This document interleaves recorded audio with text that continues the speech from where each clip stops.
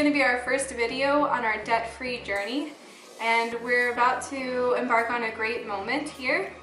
So when we started out this journey, we found out that we were about $83,000 in debt, and our income was nowhere near that.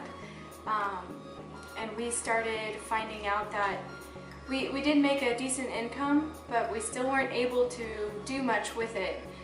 And we, at the end of the day, were like, where's all our money going? We don't understand why we never have any money. And so we started looking into how to get out of debt and how to be able to afford the types of things that we wanted in life, like a wedding, like a house, and just to live a lot more secure.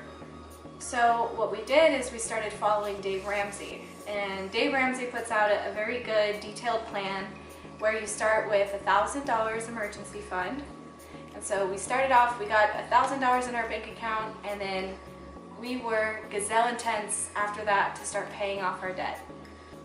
And Dave Ramsey, he likes to recommend the snowball method, which means that you take the smallest debts first, and then once they're paid off, you pay those amounts onto the bigger debts, and you use the snowball method to get to the biggest debt and pay that off.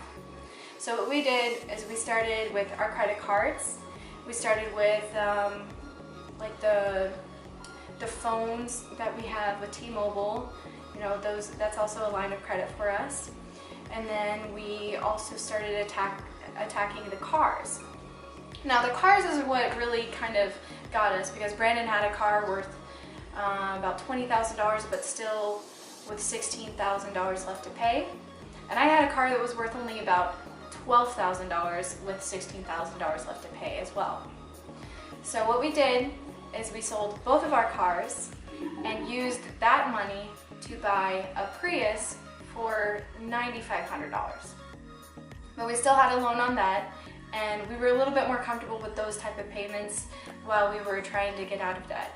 So today, we have finally canceled our credit cards. They've been paid off for a little bit, but now we are in a state where we feel very comfortable in what we're doing to not have the false security of having these credit cards. So we're going to cut up our credit cards, and we're going to make the final payment on our Prius. So here is my Best Buy card that had a limit of $2,800, and this card, this was my shopping card buddy. And this is a very, very high interest, so this is a horrible card to max out every month, but this was my worst enemy with paying it off. It's 26% interest, so this was kind of a pain in my bum. So here we go. Nice.